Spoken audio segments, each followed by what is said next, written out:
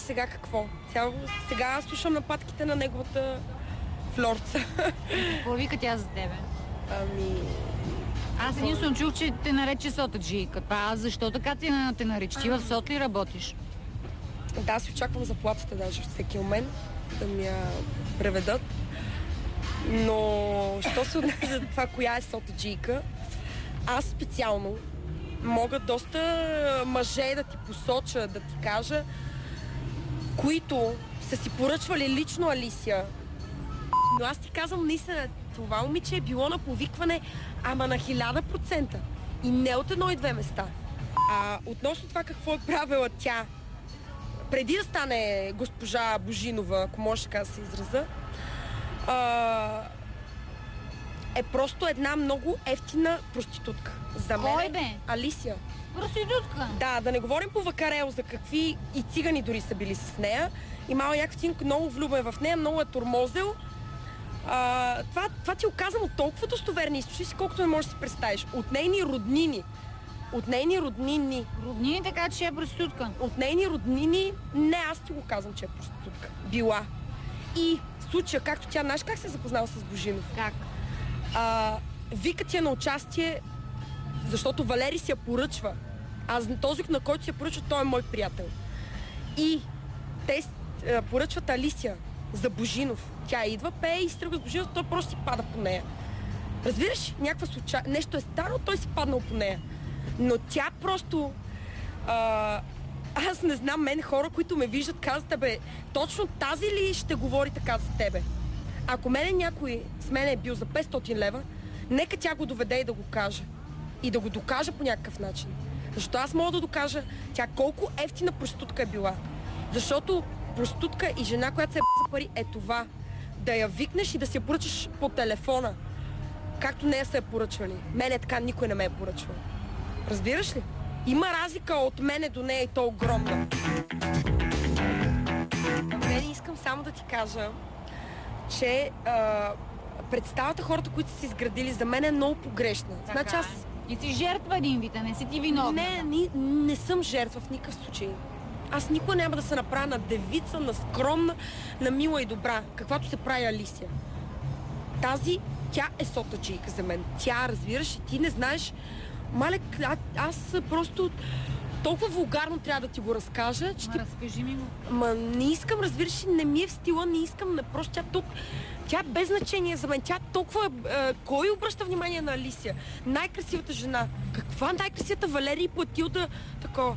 Разбираш ли? Да стане. Нещо става с нея из лицето и... Какво? Някакви операции ли си е правила, не знам, много коренно променена е. Що ще си прави операция? Най-добре смени главата. Каква ли си едно джудже, което вече е заприличало на нищо, разбираш? Не говорим преди да е с Божинов, преди да се сложи скъпите дрежки. За какъв ефтино облечен парцал става въпрос? Да не говорим в дружба как е на майка и баща и продавала консервите там, компотите ли, варила компот ли, какво? Значи тя, знаеш ли защо не ми казва? Защо? И защо никога няма да посмее да направи нещо? Защото тя знае, че това нещо с мъжа и може да е верно. Да е вярно, разбираш ли? Защото тя самата се съмнява в него. Няма лошо, затваряла си компоти, окей, но бъди естествена. Бъди естествена и това, че си на Божинов, сега той не е чак и толкова добър футболист, края на краища. Такъв е Божинов. Аз имам и приятелка, на която той също е звънял и притеснявал, която участваше в конкурса на Playmate. Да. Другото, което. Значи две са. Която също е била гост. На мене? Коя ми е била? Една девойка, която, знаеш какво ми каза веднъж в една дискотека? Злата, айде да си правим тройка с Божинов. Че, представяш ли си? Коя е тази? Че Алисия е била и даже се обадила и казала, ти мъжа ми, вие с Златка сте гати курвите и така нататък. Значи просто такива истории има. Моите гостинки? Една от твоите гостинки... Николета Лозанова ли? Няма да ти кажа коя е. Само тя ми е била. И Валери Божинов е свалял и нея. Тя, защото в горещо каза, че го хареса, да не е станал след това... Ама чакай малко, тя не е сам... не знам дали... Не знам дали и тя, и още някоя друга. Пак плеймейтка. Да не е новата плеймейтка. Не. Друга някоя моя гостенка. Коя друга моя гостенка бе? Просто който не е искал, тя не е била с Валери. Разбираш ли? Значи той си изневерява, нали? Аз ти казвам, той в началото много е бил влюбен в нея. Но просто нещата почват да се оттелагат във времето. Разбираш? Защо е разлюбил? Секса ли не е добре? За да търси той секс честно навън. да ти кажа, съм чула, че е доста зле. Да. Как така? Еми така. Тя защо го пуска този слух, че си болна от спин, да те унижи тебе и да изплаши мъжете, които са били с тебе, да ходят да се проверяват дали са болни. Така ли? Знаеш ли какво? Аз ще ти кажа, че мъже, които са били мои гаджета, които са били с мене, ми се обаждат и просто се смеят на това, значи те не ме питат, не си ходят да си правят тестове или каквото и да било. Защото аз тук даже ти казах, че ти нося резултат, който от преди 2 месеца, който още няма, дори не знаех, че ще ми случи такова нещо да чуя. Съм си го правила заедно с моят приятел и двамата сме си го правили. Дай да го покажем, ти докато ми разказваш, аз ще го покажа на камерите. Това е тест за спин. Не, понеже чух вчера, че не било от спин, а от сифилис. Така, и понеже не знам, явно някой ме е гледал или преглеждал, или ми е правил изследвания, или откъде знаят? Откъде знаят, че съм болна? Аз не знам. Не го знам това нещо.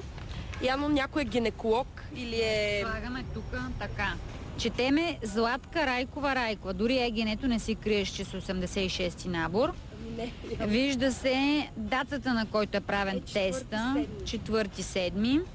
И виждаме ХИВ отрицателен тест.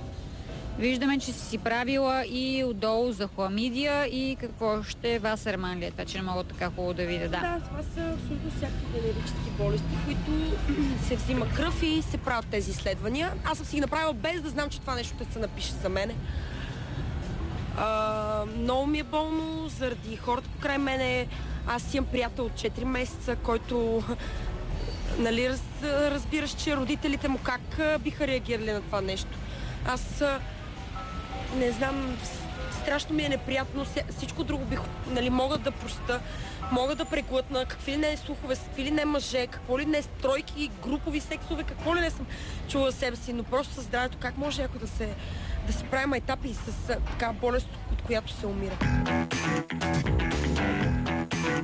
Знаеш какво ми да я плювна и това ми си да я направя? Не да я бия, не да я острижа косата, разбираш ли? Това ще е най-долното нещо, което мога да направя. Да я наплюваш? Ами да, ако изпи още една чаша вино, може и това да направя. Ето я, бутилката си би. Тя няма да дойде. Няма ли? Да, верно. Няма да дойде, но не ми попречи, ако искаш, мога да направим сензация, да намерим къде, аз би го направила това.